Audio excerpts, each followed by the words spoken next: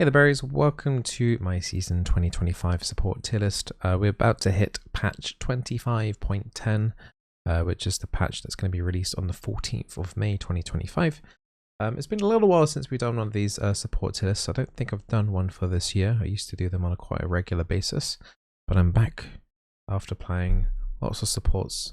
Back again on the league grind. So if you don't know who I am, I'm Bizzleberry. I make a lot of support content, usually gameplay content. Used to do a lot more guide content back in the past, but I'm looking to pick up the guide content. Currently master on EOS right now, ex-challenger, and done hundreds of coaching sessions for people that are unranked, all the way up to diamond, low master. So I have quite a bit of experience in this field of understanding metas and understanding what works for people when they're on the climb. When I do these tier lists, they're generally catered towards people that are up to plat. So if you're unranked, getting into league, solo queue for the first time, all the way up to, you know, that plat, low emerald, you can generally follow this tier list all the way up until then. After that, the tier list still works, but you should know more at that point about what you want to play. More of a roaming kind of play style. Is generally more beneficial in those high elo brackets like the diamond plus kind of area. So this kind of caters towards to people that are emerald and below. If you're really not sure what to play, you're a returning player or a new player, this is like a really good kind of like, should put you in the right direction basically. Because we have done a tier list for the entirety of the season so far, what I used to do in previous tier lists is I used to talk about the patch notes and things like that. Here's a quick rundown if you're new to the season and you kind of missed out on what's happened or just want a quick refresher. So up until 25.09, this is what's happened to the support champions. There's been 2 Yuumi nerfs, there's been a Rel nerf and 3 Lulu nerfs. Generally, a lot of those have been catered, I believe, towards pro play. I think Lulu has had like an okay win rate in solo queue as well, but I think it's also catered towards pro play. That's a lot of things you have to take into consideration when nerfs and buffs come through. Is it for solo queue? Is it for pro play? Is it a little bit of both? I think in Lulu's situation it's been a little bit of both. On the flip side though, we have had Thresh buffs, Rakan, Nautilus, Karma. There's a Karma nerf there actually. That's actually in the wrong bit. Let me fix that. Oh, no one saw that, right? There was a Karma nerf. But the rest are buffs. So Rakan buff, Nautilus buff, Sona buff, Morgana, and a Leona buff. The Leona one and the Morgana one are the most recent ones, I believe, in 25.09. Now, a lot of the buffs there aren't like crazy big. Some of them are bigger than others, but you can kind of get the gist of the idea of, you know, there's been an okay amount of support changes so far this season. In combination with the fact that support items have been adjusted, let's say, usually nerfed, but that's generally, you know, the case of supports. If you've been playing supports for like the last 4 or 5 years, overall supports have been kind of nerfed slowly across the seasons as AD carries get more and more unhappy with playing the role.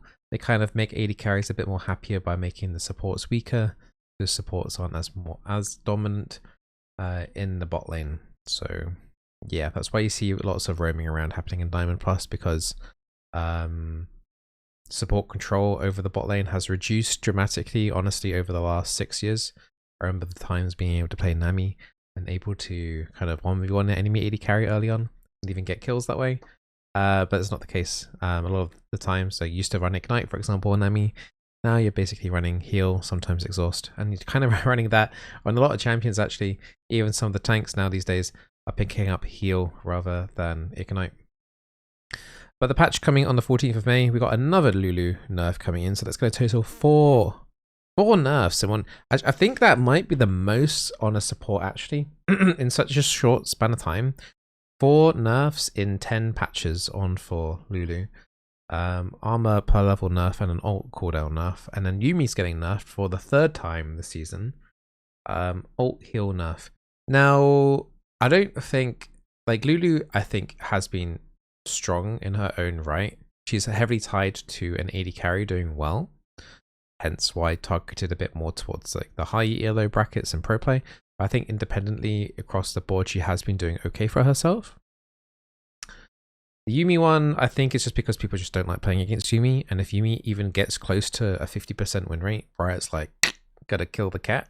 So yeah, that's kind of what's happening with Yuumi right now. Other than that, nothing. If you've come back from like season 14, apart from the map changes and stuff like that, I think you could probably comfortably play anything that you're used to and incorporating that. We're going to go into the tier list now. I'm going to basically tell you what is hot and what's not in the current season if you just want a quick rundown. From my previous tier list, there's been a big shift in terms of, as I kind of mentioned earlier, that Riot are wanting to make AD carries' lives easier. I mean, it's been showing that a lot for the last 6 years, but I think, honestly, this season that's been kind of sped up a little bit. I believe one of the Riot employees, I think it was Freak, was talking about how they give out surveys, customer surveys out to, randomly to the different roles. And generally every single role is happy with how the power level of their role is, apart from AD carries. Like AD carries aren't even necessarily unhappy, it's just that like they're neutral. And for Riot, that's like, oh my god, the dopamine isn't hitting the AD carries. We got to do something about that now. And also the fact that AD carries generally do not want to play AP carries at all. So they most of them, the overwhelming majority of them, probably because also pro play, they see their pro play counterparts doing it. They all play physical damage champions. So if you are playing AD carry off roll and you're in the lower yellow brackets, AP carries like the Hui and the Ziggs and those kind of champions do actually do really, really well in the bot lane. It's just that no one is wanting to play them. But anyway, that's a slight tangent. So what's basically happening is that supports overall, in my opinion, especially mages have gotten noticeably weaker this season, more than any other season that I can remember. Tanks did receive some minor little tuning this season in order to be generically slightly stronger. In brackets, particularly gold minus, the problem is with tanks is that you need to be able to roam around the map and know when to do that as often as possible, while mitigating the fact that you're leaving your AD carry alone in the bot side in a potentially 1v2 matchup where they could get dove under the turret. So what tends to happen is if you end up playing a tank, either you just stay in the bot lane. Like if you're a bronze tank, you end up staying in the bot lane for like 16 minutes, at most, if not more, than the laning phase, and you don't move, which is not good. Or you try and incorporate that roaming kind of style, and one of two things happens. You don't know what you're doing roaming, and or your bot laner doesn't know how to play by themselves. So they get aggravated, they start flaming, they start dying under the turret, they start not even using the turret as a defense, they just overextend, they just die 1v2. That happens a lot, and it's a really difficult balance per game. If you're not playing with the same person in the bot lane AD carry, so if you're not duo, the variance on AD carries that you're going to have in terms of being able to cope in a 1v2 situation is going to be pretty difficult. There are a couple AD carry champions that can handle that 1v2, like a Sivir or an Ezreal potentially, since it's like a Sivir can just like wave clear as much as possible. But like if you're playing with someone that can't wave clear as much, like say a Vayne for example, she's going to be pretty useless in a 1v2 situation, so you're not going to want to leave that lane as much. So you're going to need like a lot of knowledge and matchup knowledge in order to be able to play a tank, whereas mages and enchanters are just out of the pack, just like a lot easier just to be able to play without having to know that knowledge and then having that extra trust on your partner to run it down. So these tier lists, as I said, are catered towards Emerald minus. Tanks, because of the players in that bracket, it might include yourself, are not playing the game to the full optimizing kind of areas. So that puts tanks in a kind of like generally always in like a medium state. Like in high elo, they're kind of favored because of the roaming potential, but because people in low can't utilize them as much, so their power drops down. But they are in like in in pro play and in high tier play, they're generally like S tier tanks are, but because of the brackets that we're talking about, they're kind of like mid tier. So yeah, that's like the general like power level of tanks, and that's kind of been the case for the last few years. Enchanters generally have been very consistent throughout season after season. This is no different for them again for this season. And enchanters over time have been pushed from being able to do both damage and healing into healing, basically, or like protecting or peeling kind of thing, where you're protecting people. My Nami example earlier, I would be able to potentially 1v1 enemy AD carries as Nami. They took a lot of power out of her healing in previous seasons, and the damage part of her healing in previous seasons. So you're much more looking to play safer as an enchanter, looking to peel and buy time and crowd control, rather than really committing to damage. So if you're an enchanter that likes playing safer, you're actually going to find it much easier to climb than if you're liking to playing like an aggressive enchanter. Generally, it is easier to capitalize on enemy players' mistakes rather than trying to make your own plays, because it is quite easy to punish like even a minor misstep in League. So for example, like if you're looking to engage in for a play, you throw out your crowd control ability, you miss that crowd control ability. If the enemy team is smart, they know, oh, this person hasn't got their crowd control ability for the next 10 seconds. We can now make a move to move on that and see if we can get something. Also, the added effect of that is if you are going in to make a play, you could potentially get counter engaged on by like the enemy jungler.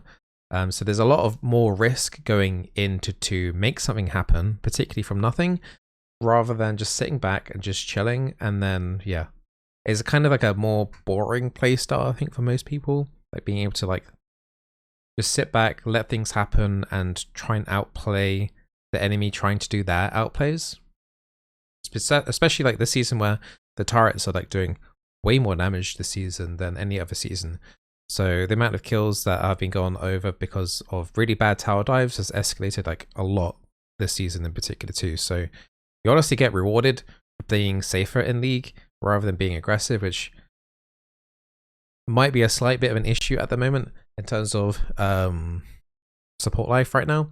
But yeah, generally, like if you just chill, let the enemy outplay themselves, you probably will actually get a higher win rate on a lot of stuff, especially during like laning phase stuff.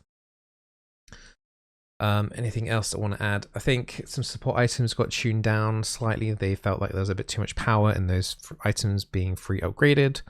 But yeah, generally the power level and control you have as a support player has gone down, unless you're willing to play a tank to roam around, and then it's about the same. Whew. And then on that note as well with the mages, because the power has generally been brought down a little bit, yeah, it's kind of just over time made mages like a lot weaker. Sorry, like here for example, you can straight see it off the bat. Like we've got like Mel and Lux down here. I think a lot of people might be surprised to see Lux in literally like tier 5 do not play. Maybe even last year, the year before, Lux was probably like a tier 2, tier 3. You'd think like, you know, good amount of harassment, can work really nice with the Caitlyn. They're all true, but her damage like giga falls off big time unless you are literally like 4-0, 5-0 as a support. You don't have the gold from CSing, so you're pretty much relying completely on kills and assists. This patch, ironically though, they have made a couple items cheaper, or they will be making a couple items cheaper, and they are making an item that is quite new called Bloodletter's Curse, where it's a bit like Black Cleaver if you're familiar with that. So every time there's like a magic damage version of Black Cleaver where every instance of damage you do on a target, it removes a percentage of their magic resistance up until a certain cap. And they're making that easier to apply this patch. The problem is though, A, these items are so expensive, and then B, you need to be able to apply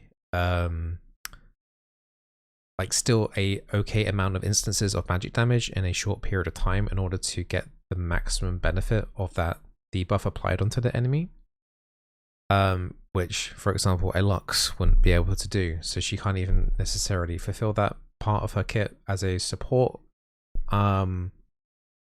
You know, like stuff like Zyra and Brand that can potentially do that a bit more. But the thing is, if you're then moving into that item, you're then also sacrificing other utility and damage, which are once again not cheap items, like the Leandries, Rylai's, all those kind of other items that you generally do want to pick up on some AP supports as well. So it makes it very difficult to get the items that you want in order to be able to play a mage support. So yeah, it's still quite tricky playing mage supports. I think in the very depths of the league brackets of like iron and bronze, I think it's fine to kind of generally play whatever you want as long as you're enjoying playing it and you're wanting to play to win. But if you're wanting like actual to climb properly, then try and use this tier list as best as you can. I think this tier 5 has been the thickest it's been since me doing these kind of tier lists. As I said, we've now put like the Lux down there. Annie, I think, was kind of like a floating tier 4-ish kind of pick. There's a lot of like off-meta random picks there too. Shen, I think, has value. I think it might be too hard. The only one I would say I'm too harsh there maybe would be Shen. I think Shen has viability above tier 5. If I could maybe redo the tier list again, I would maybe put him up to like tier 4. In extreme cases, like if you're a top lane main and have Shen experience, or you've played a lot of Shen before and you're really good at paying attention to the minimap and looking to make your ulti plays that way and stuff like that, it can work. So yeah, it's probably more of a tier 4 than tier 5, but I think that's the only thing like that in that tier 5 bucket that I would consider shifting.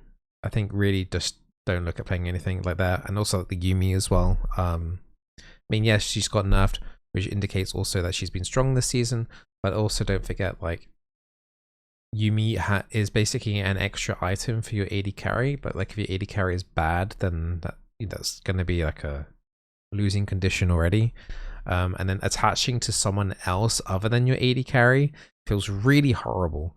It feels so bad.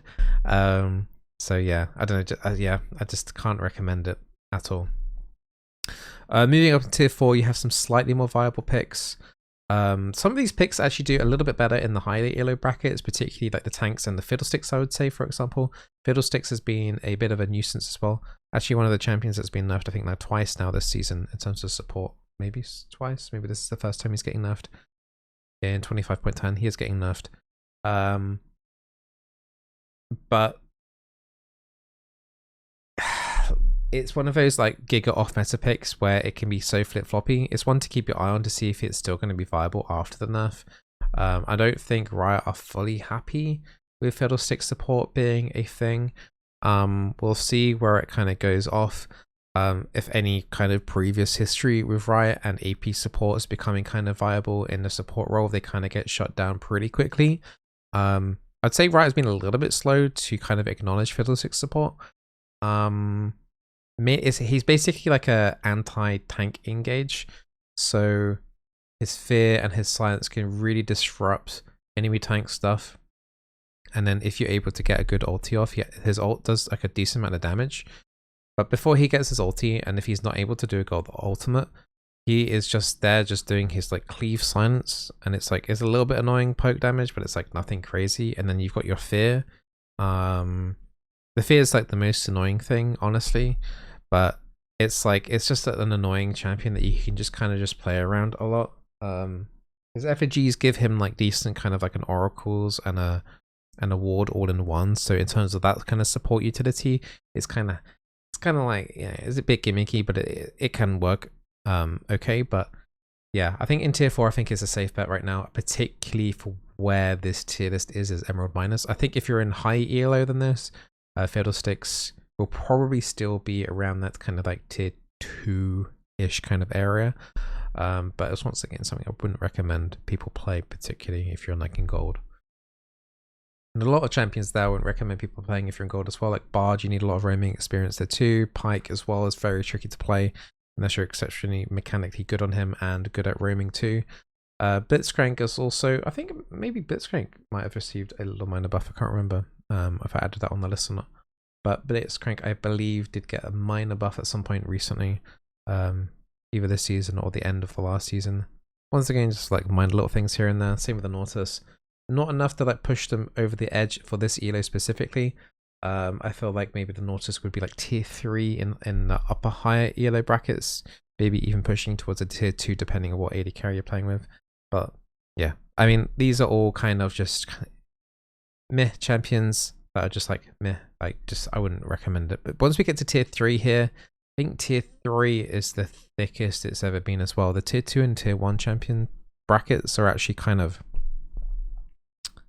there aren't that many champions there. I can't think of a word, but there's not many there. Now everything in tier 3 is viable if you really want to play it. There is a center buff coming this patch in 25.10, but it's more catered towards AD carry center. So we might start seeing some more AD carry center coming out this patch. Morgana also got a buff in the previous patch in 25.09, and so did Leona, and well, spoiler alert, Leona's slightly higher up. The Morgana buff I want to talk about, as I've been playing her a fair amount. They buffed her E shield up base amount a little bit, and then they also buffed her ultimate, and they buffed her ultimate by giving her more movement speed on the chains.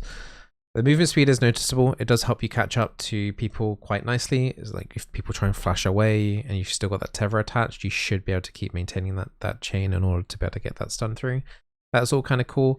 But you've still got the kind of curse where, like, do I buy a Zhonya's? Do I not buy a Zhonya's? If I don't buy a Zhonya's, then I'm probably not going to get my ulti off. But having a Zhonya's is like a really awkward item. I'd rather have like a Leandra's or something just to get more damage out maybe. Morgana's always got item issues. I think the answer is pretty much always Zhonya's.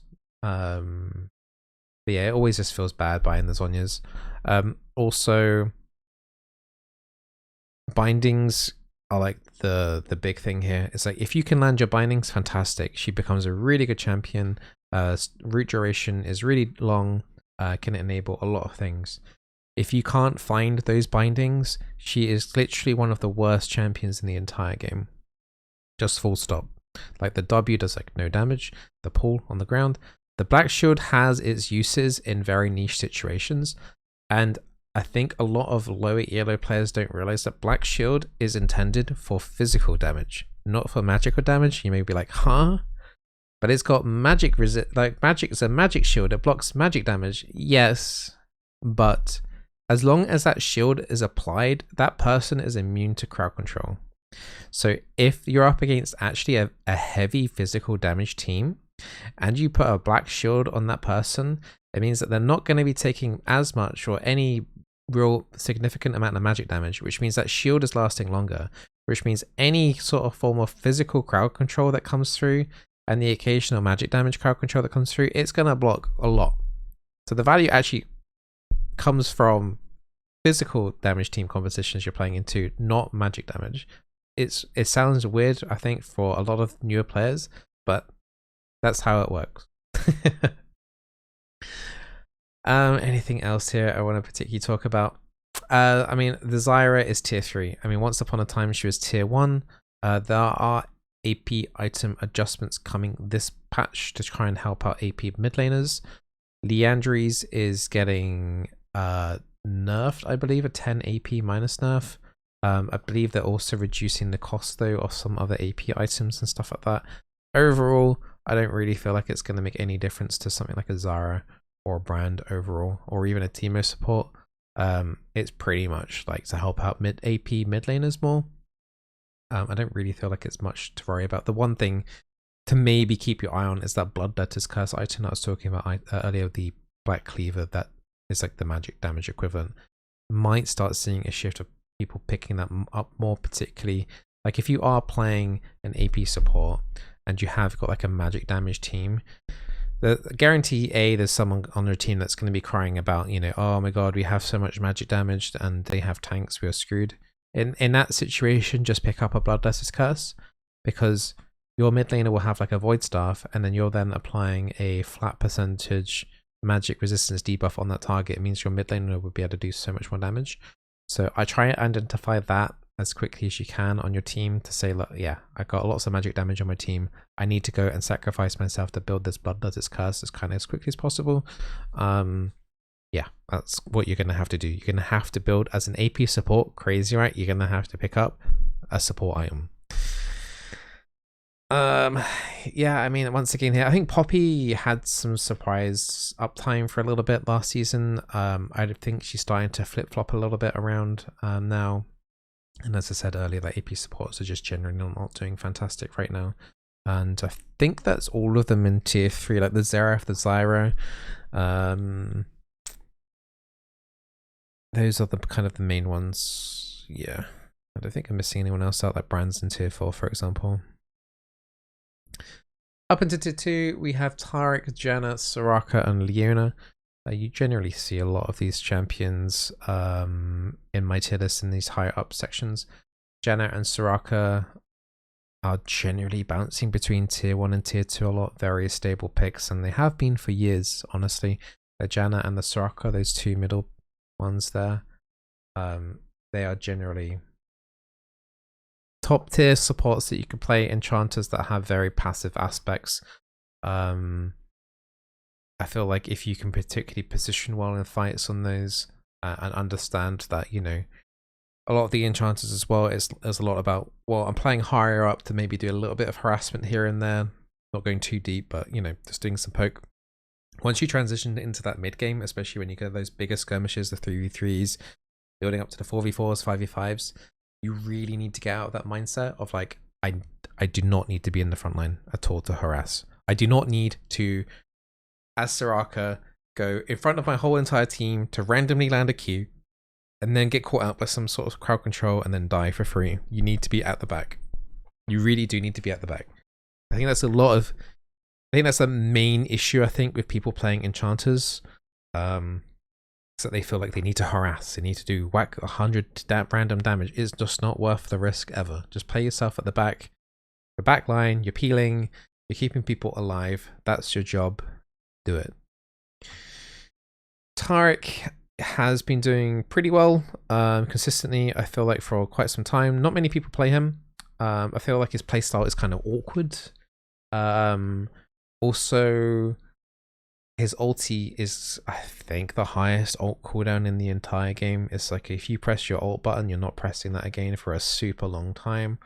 Getting used to it landing at the appropriate time can be tough, but if you're up against any tank support, he can do fantastic at getting resets on your Q heal.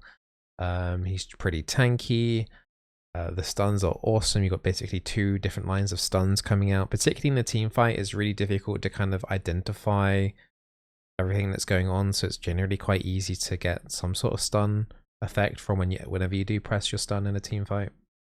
And then if you do manage to land a clutch ultimate, then you basically kind of guaranteed your team a win and a fight as well. Hence why this ulti is a ridiculously long cooldown, the invulnerability. So if you've got a few games with Taric under your belt, I would say like give him a go. Don't necessarily just jump straight into ranked. He's probably one of the hardest, if not the hardest, tank supports to play. Like his kit's not overly complicated, but it's just like the timings that you need to kind of get down to and kind of know when to be a little bit aggressive when you're able to. But yeah, surprisingly a lot of sustain on his healing. Something that people kind of neglect, I think. If you're able to like melee attack stuff on Taric, the healing's pretty strong. Yeah, and you can go into those tier items as well, like the Fimbulwinter and stuff, and be pretty tanky and have lots of mana sustain. So pretty underrated champion, I think, Taric. I myself definitely don't play him enough. And Leona did receive some minor buffs, but I would say they're enough to push her into tier 2.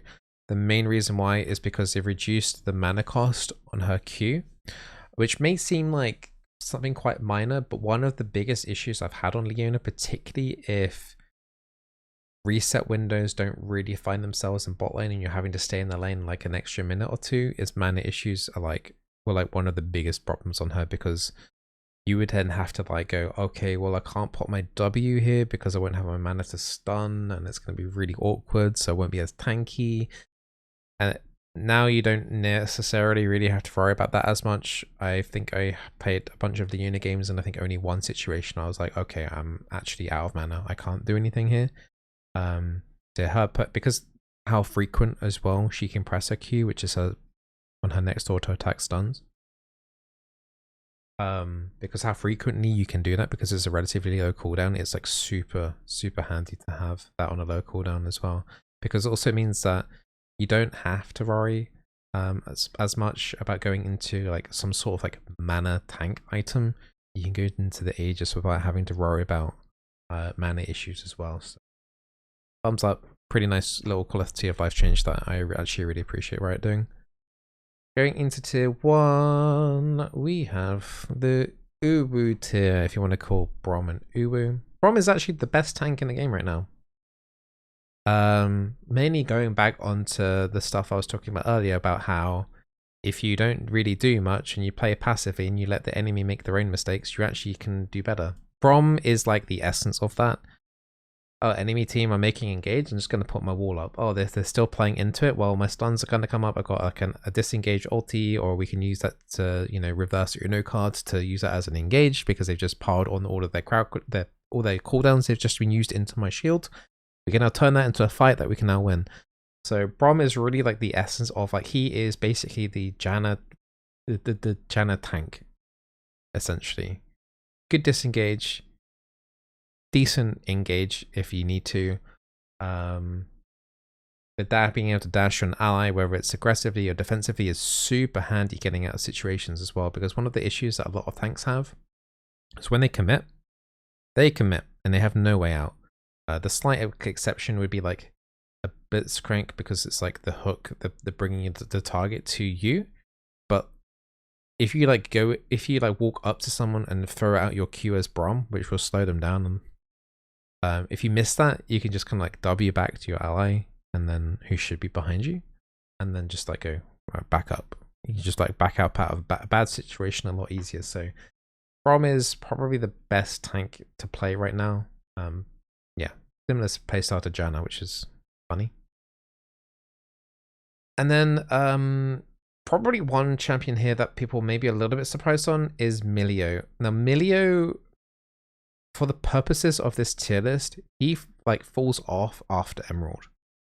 He is still decent. I'd say he's tier 2 in Diamond Plus, but particularly like unranked to Plat, Milio actually does pretty well. So if you are looking to play, once again, an Enchanter that has really good disengage, his ulti completely cleanses, you know, all crowd control apart from like suppressions, which would be like a Malzahar ultimate. Fantastic way to disengage, and you got like your Q as well. And also his ultimate, which a lot of people don't realize, is that his ultimate also applies tenacity for a few seconds for your teammates, which basically means if any other form of crowd control lands on your teammates over the next like 2-3 seconds, it's dramatically reduced by like 75% or something like that. So yeah, he's a slippery character. His shields are actually really good early on. His E's, he's got 2 charges of his E, and those shields are as big as like a Lulu shield. And not only that, if your AD carry then attacks the enemy, then you're giving them your passive, which is giving them a slight amount of damage as well. So yeah, really pretty underrated. I think also he's one of those champions as well, like with the Sona and the Nami here. I think this is what makes them tier 1 really, is the fact that if your AD carry is garbage, you know you can still help your team out with the rest of your kit.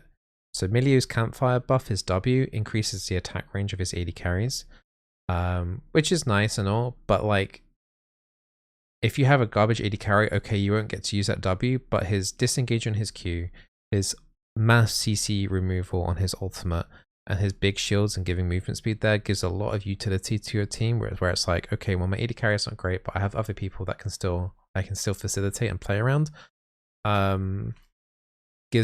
Gives the upper hand there. Whereas if you're playing something like the Yuumi, like we were talking earlier, like you're literally kind of just tied to your AD carry, unfortunately, whether you like it or not. The Lulu's kind of a bit more into that sense, where she does feel a bit more tied to an AD carry as opposed to the whole general team. She can play with the whole general team, but like Milio is just better at being more generically useful for everyone as opposed to just hyper focusing on that one person. Sona, Nami doing really, really well. I think Sona's the easiest one to play. Don't look to be too greedy with Q poke, especially if you're a bit inexperienced at playing her. You can definitely play like once you get into like mid-game transition, once you have your tier fully stacked up and good amount of mana regeneration, and you've got some cooldown reduction, you're just going to be literally just mashing your keyboard, QWE, QWE, team fights. Everyone's going to get movement speed. Everyone's going to get a bit of extra damage on the Q. Everyone's going to get shielded for a decent amount, and then you're looking to land a banger ulti. The only thing mechanical wise on Sona that I feel like, because she is generally on paper so easy to play, is that people aren't as good on power chords as they should be. So if you're looking to play Sona, just pay attention to her power chord passive, understand how that kind of works and what you need to be looking forward to doing throughout the game. Like when you're transitioning into that mid game to late game, like you shouldn't be doing power chord Q often or at all. It should always be like the power chord W to basically apply that mini exhaust, or doing the power chord E to apply the slow. Like those two utility things are like way more beneficial for your team rather than you doing like an extra 100 damage. That's like the big thing I want you to take away from that. And then Nami is just like, she is just like kind of like, once again, as I was talking about the enchanters, she can benefit everyone. It doesn't matter. You're not tied to an AD carry. Changed to her E a while ago where used to only affect auto attacks, now affects abilities as well. So it doesn't matter if you apply your E to a caster in the mid lane, for example, they're going to benefit from your E no matter what. So as soon as they made that change, it's just made Nami a lot stronger just generically in solo queue, just because you're not just tied to your AD carry.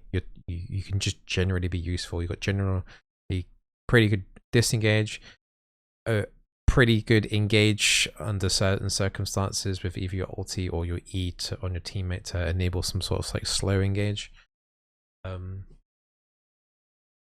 Yeah, just generically, she is just like the jack of all trades of supports. And I think, you know, if you're playing, particularly if you're looking to play that more defensive style, which you should be right now, that's like the meta really. As if you're playing an Enchanter, it's definitely looking more as a defensive stance throughout the entire game rather than being aggressive then defensive. She fits that well, really well. So yeah, 37-minute tier list video. I hope you guys enjoyed it. I hope you guys enjoyed the refresher. I hope you guys enjoyed the little rundown on the majority. Well, I'd say the majority. We probably talk about the majority of supports there, did we? Thought about a lot of them. If you do have any questions, feel free to ask in the comments down below, or drop me a message on my Twitch stream, twitch.tv/Bizzleberry. I'm generally playing League every single day. So yeah, feel free to ask me a question if you want to. Otherwise, you know, if you're not subscribed to the channel, subscribe. We do support gameplay here pretty much every single day. We've recently covered some Mel support, some Ashe support. I believe I need to upload a Yuumi support game, and yeah, I basically just play all the supports. So yeah, you're always up to date on what's good and what's not. So yeah, bye. Hope the video helped. Bye. Good luck. Don't int in solo queue, and don't rage at your AD carry. It's not worth it.